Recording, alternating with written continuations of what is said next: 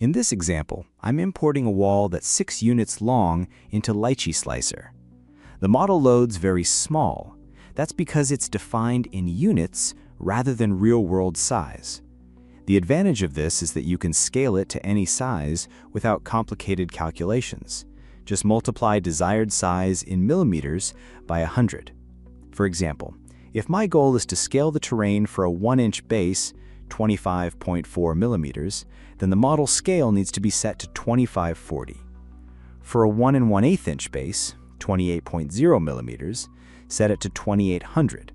For a 1 1/4 inch base, 32 millimeters, set it to 3200, and so on. You might see a message saying the model needs repair. The model itself is fine, it's just the software trying to fix non-existent holes. Hit the repair button and continue.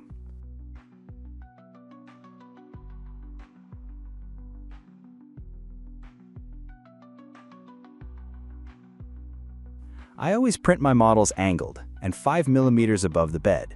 I pay extra attention to my very first supports because those are the most important. If they fail, the entire print is ruined right from the start. For these first supports, I use a 0.5 millimeter tip diameter. I placed 7 supports here. It might seem like too many, but better safe than sorry. For the rest of the supports, there are several ways to place them. The first method is face selection.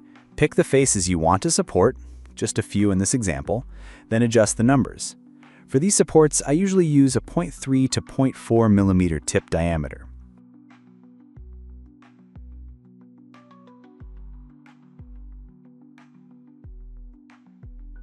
The second method is painting. Choose the tip size, 0.4 millimeters here, click with the left mouse button on the surface and drag the mouse.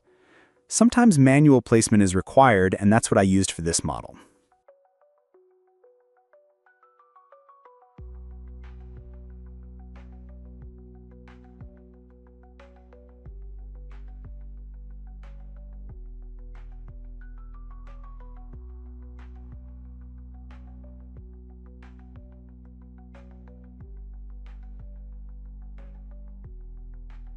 Once the bottom is supported, we can move on to the sides and detailed areas.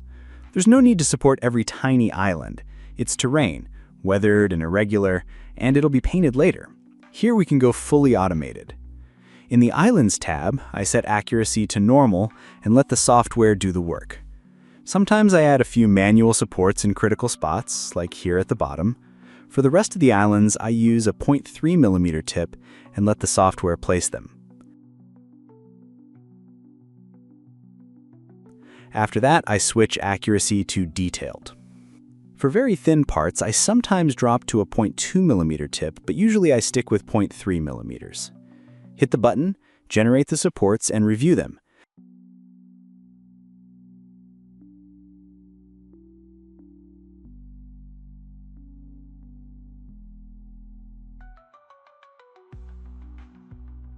Check for supports that might create new islands. Here's what can happen. The spherical base of a support tip can sometimes hang too low, forming an island. The fix is simple. Select that support, hit spacebar, select the sphere which formed island, and move it up. After you're done, hit spacebar again.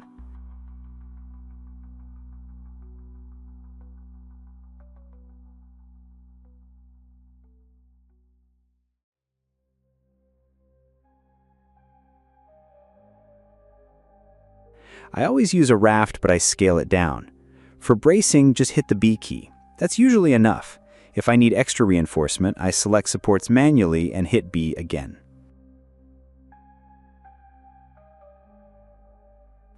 Now that the supports are done, we can export the model for printing. I always enable anti-aliasing and select Sharper Details. This setting may create some islands, but we'll fix those later in UV Tools. Export the model, then click Open with UV Tools. If that button is not available and you have UV Tools installed, you might want to check the path if it's set correctly. The file loads into UV Tools, and now we'll go through a few steps. The process is very simple and makes the model fully print ready. Click Detect and wait a minute or so. On the left, you'll see a list of islands, traps, and suction cups. The list may look overwhelming, but don't worry. Clicking an item will take you straight to it on the model. First, I select all the islands and simply delete them. These are often caused by the sharper details setting in Lychee and are unimportant. Right-click, choose Remove Islands, and they're gone. Now we're left with the real islands, in my case, just 2. I select the first one and check which layer it appears in, layer 852. Back in Lychee, I preview layer 853, find the island, and add a support.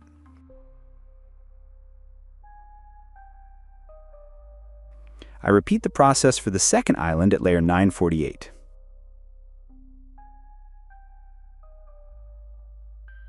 Done. Another option is to fix islands directly in UV Tools by either deleting them or painting the connections. Check how many layers they're unconnected for.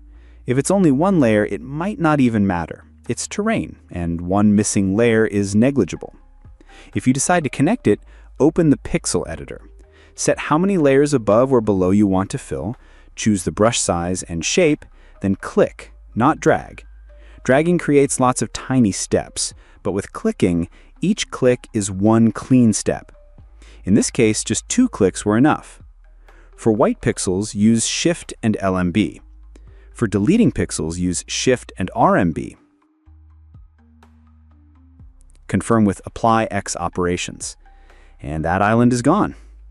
Repeat the same process for the last one.